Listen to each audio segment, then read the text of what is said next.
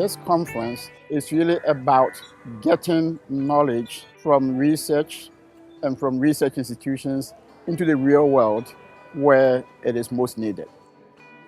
We're trying to send the message that you cannot understand children from only one perspective. There are multiple dimensions to a child's development. And it's very important that the people who work with our children understand not just the needs of children, but actually how they develop. Everything begins at early childhood.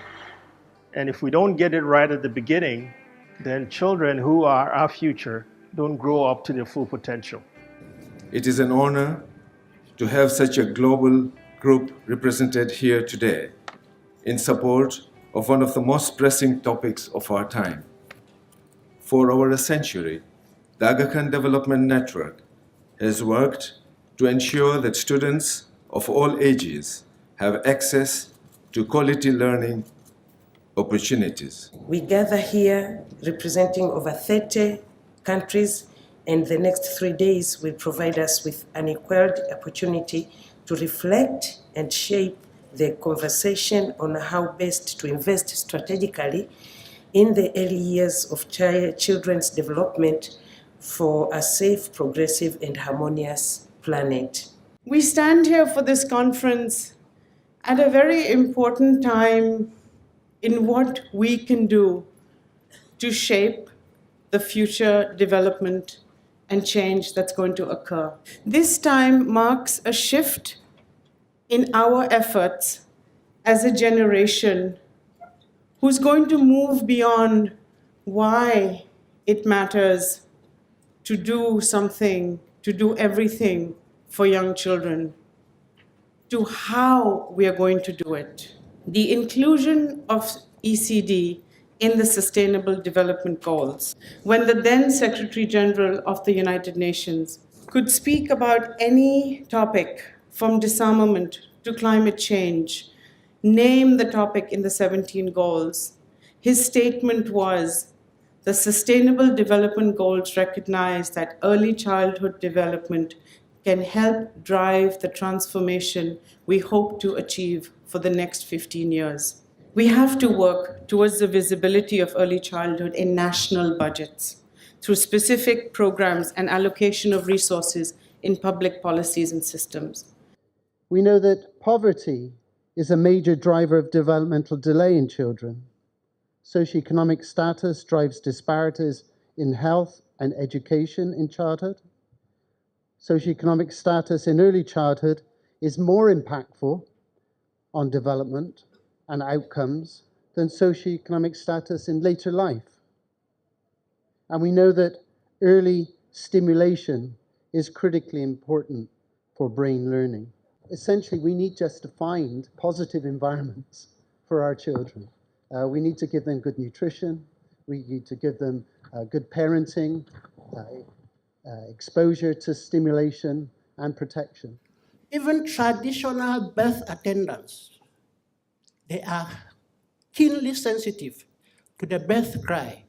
And we all know, I think the best doctors around the world, obstetricians around the world know that if the pitch of the birth cry is not measured in a certain way, the AVGA score, the survivability of the child is very slim. The local people know that, so they have that knowledge. There's nobody more effective at advocating for children who have a disability than parents. But it requires a commitment of organizations to support parents. Parent organizations that can give a voice to the child with a disability. They can give narrative stories that are so powerful and important that politicians understand. So parents need evidence to be able to effectively argue for their children's needs. And they can be our most prominent advocate when it comes to changing policy and practice. How do we move from people expressing like to people having platforms where they can really demand? And that's linked to empowerment. So if I take a preschool example, if there are poor quality preschools in the parts of Pakistan where I work, the mothers may recognize it, the fathers may recognize it, but does the mother necessarily have the means to be able to discuss that with her village primary school teacher? Where do we go from awareness to the empowerment for community to make change, and how do we measure that? The hypothesis had been that in schools whereby children are given opportunity to contribute to the school rules, to have a decision and discuss, they are more likely to feel they are members of that school, and therefore they are more likely to have better mental health. We looked both at negative aspects, the psychopathological aspects of it, but also the positive. What was really a strong predictor was the fact that actually, even in our context, harsh disciplinary practices didn't work.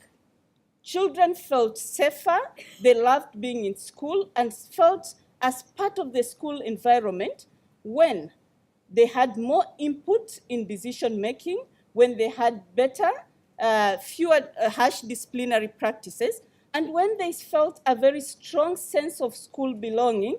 What happened is that they had fewer mental health problems. The environment in which we were, the cauldron of evolution in which we were shaped, was an environment very unlike the one we're in today. And one of the starting points is to recognize that in order to survive, our ancestors had to survive in what were homogeneous groups.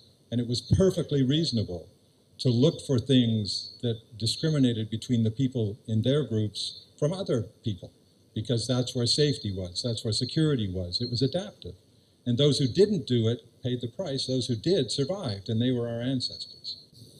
I think our challenge is, how do we broaden the definition of what we think of as the in-group and what we think of as the out-group? Because there's a challenging contrast between that homogeneous world of our ancestors and one that in large part has existed through almost all of human history. It is only recently that we see the kind of diverse communities that we're now facing, but that diversity is here to stay. It's the future. Societies often do not foster such intergroup contact a lot.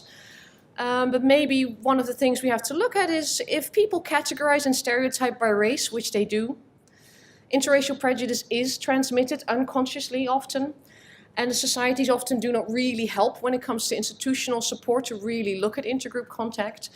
And when interracial contact often creates discomfort, maybe we should really start with the discomfort. It might very well be that the discomfort is the starting point of a lot of the other points of segregation and not actually addressing the issue.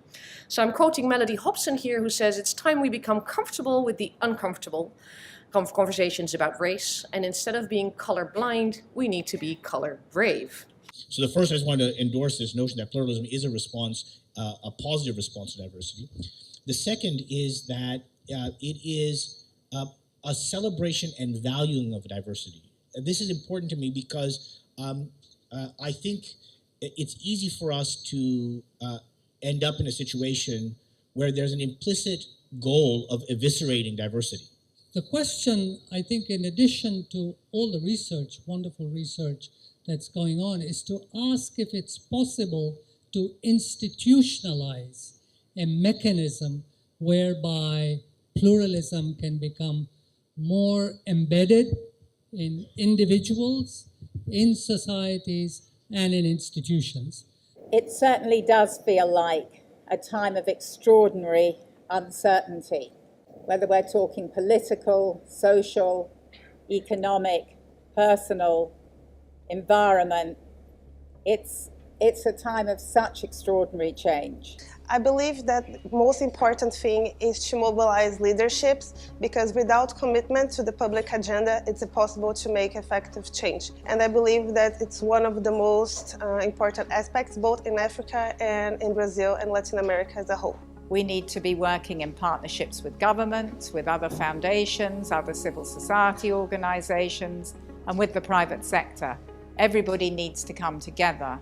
It's really an all-hands-on-deck situation for really building better lives for children. And if you bring in a whole host of partners at a conference like this, you're able to create that intellectual firepower in this space to address smart solutions to perennial problems. It's really exciting to see an emphasis on younger children, so the first 1,000 days in addition to preschool. So I think we've really broadened. It's also really important to hear from programs around what's working, and you often don't know or hear about that. Particularly, I'm based in Los Angeles. A lot of things aren't published, so this is such an important place, I think, to appreciate all that's happening and to come together to figure out as a field how we kind of push programs to that next phase. The moral argument for early childhood is unquestionable. The science is unambiguous. The investment case is clear. The SDGs have opened the widest door. The power to act is in our hands. The call to action is ours.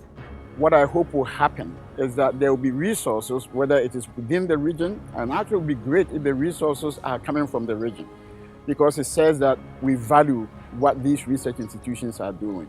I'd like to see, long after I'm gone, I'd like to see every 2 years a conference like this being held in Africa or Asia. That is critical.